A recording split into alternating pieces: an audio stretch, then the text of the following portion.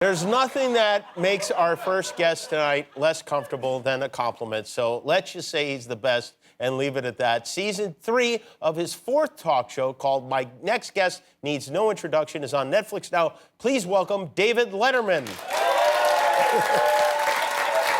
Uh-oh. Oh, wow. Hi, Jimmy. I like that, an entrance. Yeah, I thought of that myself. We don't see entrances anymore. I know. I got to tell you, I'm very excited to be here. It's thrilling, and thank you very much for having me on. It's great. I really appreciate it. I'm sure. Well, I know. I do. Hey, I want to point out that you're actually not here, but we wish you were here. Do you think you would have been okay with doing the show like this via video chat? No. No, it's no fun at all. I don't. I had trouble doing it traditionally. I don't know what this would have been, and I admire you and everybody who has adopted and made this method of communication viable. Well, congratulations. Well, you look great, by the way. Thank you. I appreciate it. You look great, too. I think people have become not just accustomed to the beard, but I think people have embraced the beard. Would you agree with that? Well, I was being embraced a lot more before the pandemic. You know what I'm saying? You're talking about the Dodgers. Yeah. And congratulations. When I lived in Los Angeles, it was the Dodgers in the 70s playing the Yankees in the World Series. Yep. You know the date of that? 77, 78. 2 years, 77, 78. Yes. Okay. Tommy Lasorda went to the ball game and met Tommy Lasorda, and he always wanted us to come into the clubhouse after the game, and I felt very uncomfortable with that because Tommy would always be there either naked or in his underpants, and I just thought that's plenty. Thanks, Tommy. I can show myself out. Well, you see, that's one of the spoils of show business. You get to see Tommy in his underpants. So, yes. Did you watch the game last night, or you did not watch the game? I tried. You know, I'm sorry. I forgot it was World Series time. It's okay. It's not required. I am interested. They beat the Tampa Bay Rays. Yeah. Yeah, and then there was some controversy about a player who was supposed to be quarantined, who decided he wasn't going to be quarantined, and there is no I in team, but there's an I in ventilator. That's right. There is an I in ventilator.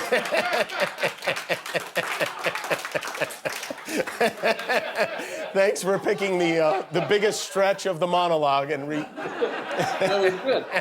Did I mention how excited I am to be back in show business? We're all excited. I want to talk about, I've seen all the episodes of your show, and I want to talk about that in a bit, but I'm also curious because, you know, you've done some episodes of the shows, and I'm sure there's some work that you put into those, no doubt, but you don't have the schedule that you used to have, and I wonder, like, how you spend your regular day, because I have a theory, and that theory is that when you've got a person that was very busy, and then all of a sudden that person's not that busy, that person becomes a dangerous person. I don't know how to substantiate this, but I believe this to be accurate. Okay, It's good. certainly been accurate in my case. And I have two responses to this, if I have time for two, Yes. Your Honor. Yes. The first one is, I don't know if you get this, but between 6 and 7 o'clock at my house, I get a lot of phone calls on the line that never rings except between 6 and 7. And it's always a very nice man or a very nice woman wanting to send me on a cruise or wanting me to stay at a hotel somewhere. And I can't get enough of that because, usually that could be the only phone calls of the week that I get. So they want to know who they're talking to, and I say, my name is Larry. And then from that point on, okay, Larry, and Larry, would you be available? And Larry, now I need your credit card number. It's delightful. It's like being in a play. And then you just try to keep them engaged as long as possible because there's a goon monitoring these phone calls and will just come by and unplug them if it's not going well. And it usually comes two call killers. One, when they say, now, this offer is good for 2 years for the cruise. And I say, oh, I'm sorry, I can't be gone 2 years on a cruise. Click, we're done. The other one is, okay, we're going to need your credit card number. Now, between you and me, I have no idea how many numbers are in a credit card number. So I just start out with 69725. And then I hear in the background, that's not enough numbers. And I said, okay, 4, 3, click, and I'm done. But sometimes, you know, I can sit down and have dinner while I'm chatting, and I've enjoyed these relationships. I like that. That could be a show. You could sell that to Netflix, no question about it.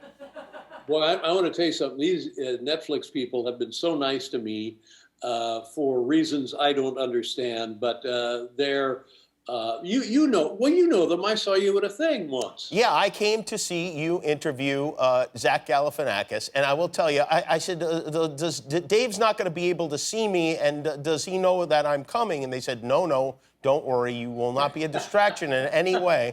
And then about a month later, somebody told you, oh yeah, Dave was like, what the hell was Jimmy Kimmel doing in the front row of the thing? And I apologize for that. I didn't know. I was told specifically that you didn't know I was coming.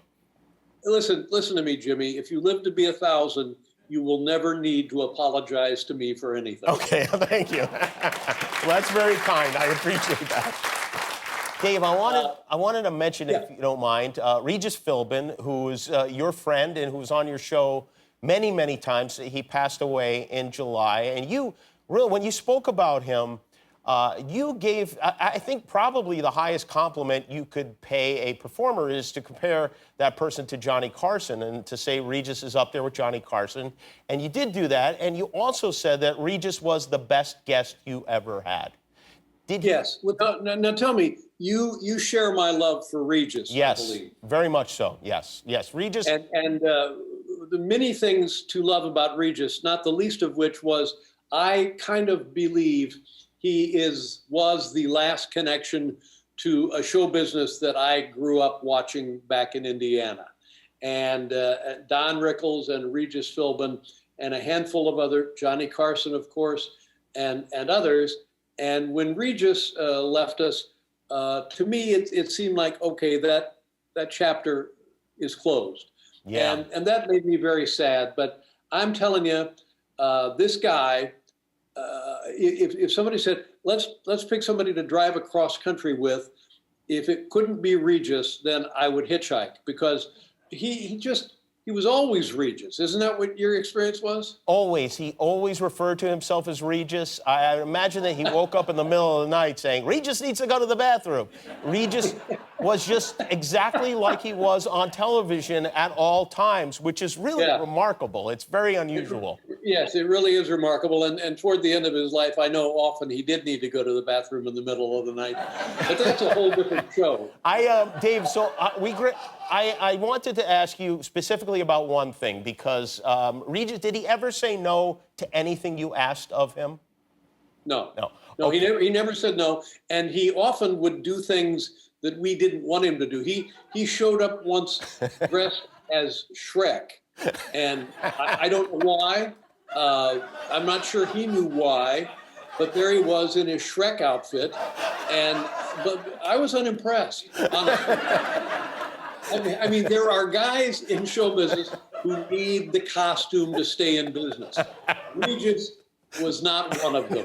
He wasn't at all. There were also sometimes it seemed that he would do things, you would ask him to do things that he did not necessarily want. He would do anything. He would do anything. He would come and be on the show, and you could call him later and say, Regis, your makeup was lousy. Can you come back? We're going to do the whole show over. And he'd put on his suit and he'd come back. He was a tremendous individual, and I believe, I know for a fact, a great heart. And the night before his last show, he did the show with Kelly Lee. Kelly Ripa. Kelly. Yes. Kelly Ripa. Yeah, right. Who's now working with Ryan Seacrest? Is that correct? That is correct. Yes. Yeah. And you watch that show? Do you? From time to time, I do. Yes. What are the circumstances that cause you to watch?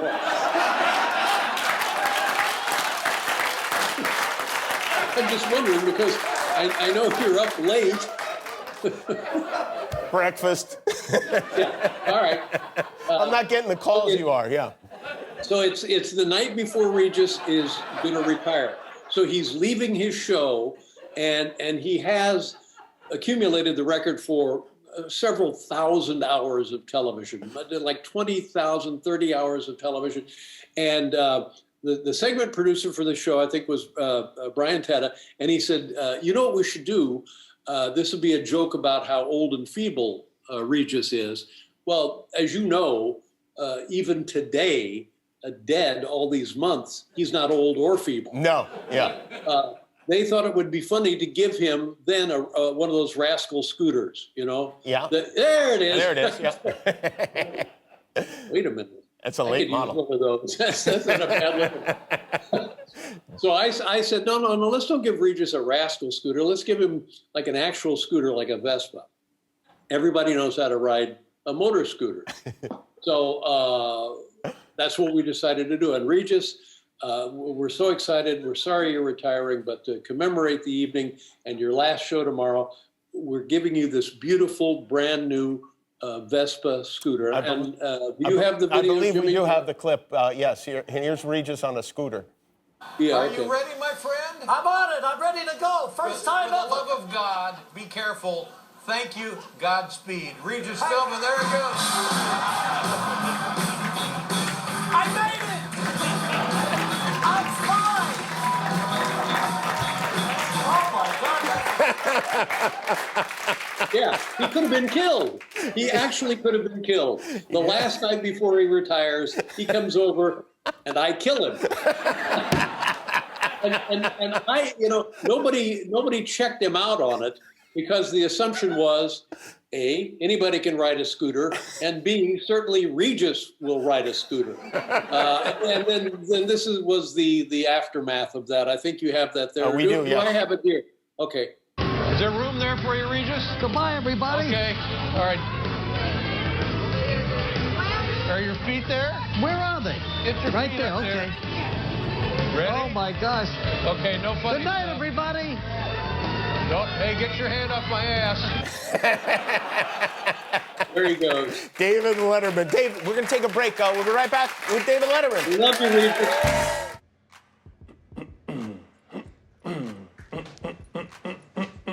I'm hot, I'm hot, I'm ugly, I sweat,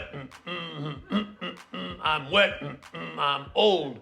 All right, wait. Well, hold on. This song it's almost good, but it's to make it a Lizzo song, you gotta be positive. You can't say I'm ugly.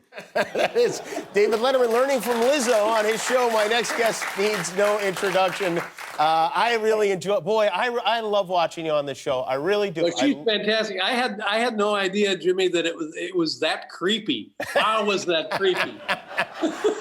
She's delightful. It makes more sense in context. Why did you decide to interview Lizzo? Were you familiar with her music? She had been on the show, Right. and I got to know her a little bit in doing research.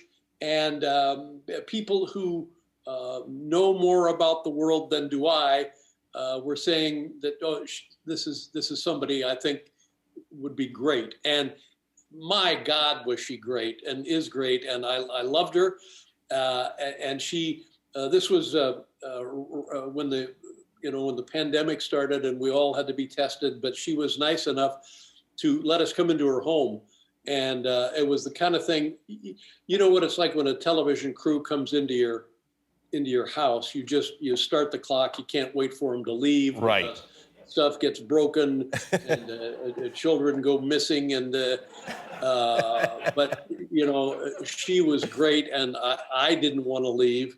You must know her. You probably know her pretty well, don't you? No, I don't know her, but she's been on the show twice, I think. And my wife and kids listen to her music a lot. And I don't do a whole lot of dancing, but I will enjoy it as they're playing it. Yeah. And I was impressed by your hand flute playing during that episode, which is something I'd not seen you do. Why don't you dance for us right now? I'll text you a video. I'll send you my Finstagram, and you can watch me dancing.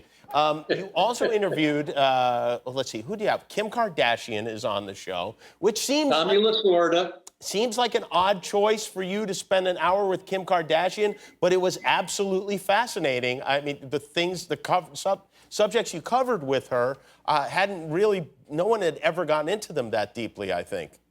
Well, I don't know about that. Again, I got to know her when we talked to her husband, and the thing that I've noticed about this show, which should come as no surprise to me or anyone else, everybody on that list of all of the people that we've interviewed, they're all smarter and more dynamic than I am, which is great, because you're able to learn something from talking to smart. I mean, that won't happen here tonight, but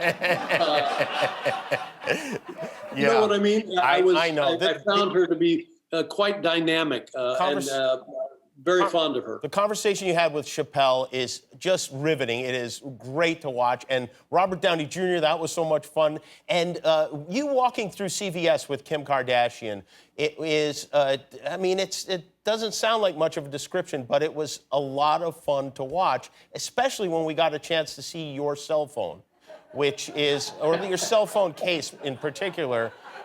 Did you really make that yourself? No, you can. That's a special item you can order from Apple. No, I made it, and it's here. This is what you're talking about. Oh, you have? Oh, yeah. We just showed the color. Oh, it's changed colors. Yeah, I change it seasonally. And if you want to have one of your assistants drop yours in a pouch and overnight it, I can get it back to you by the weekend. What colors do you like, Jimmy? Because I can take care of this. Surprise me. All right, let's go. Is that duct tape, or is that have you carved up a pool noodle? What is that? There's a sentence never uttered before in the history of mankind. Wow. Carved up a pool noodle. Yeah, that's what I did. Sometimes you have to share them. Well, Dave, it means a lot to me that you were with us tonight. I really appreciate your time. I love watching the show. I love seeing you on television. And season 3 of My Next Guest Needs No Introduction is on Netflix now. Watch all of it. David Letterman, everybody. Thanks, Dave. Thank you very much, Jimmy. I love you. Goodbye. Bye. We'll be back with Gillian Jacobs. Hi, I'm Jimmy Kimmel. Click below to subscribe to our YouTube channel, or if you want to be that way about it, don't.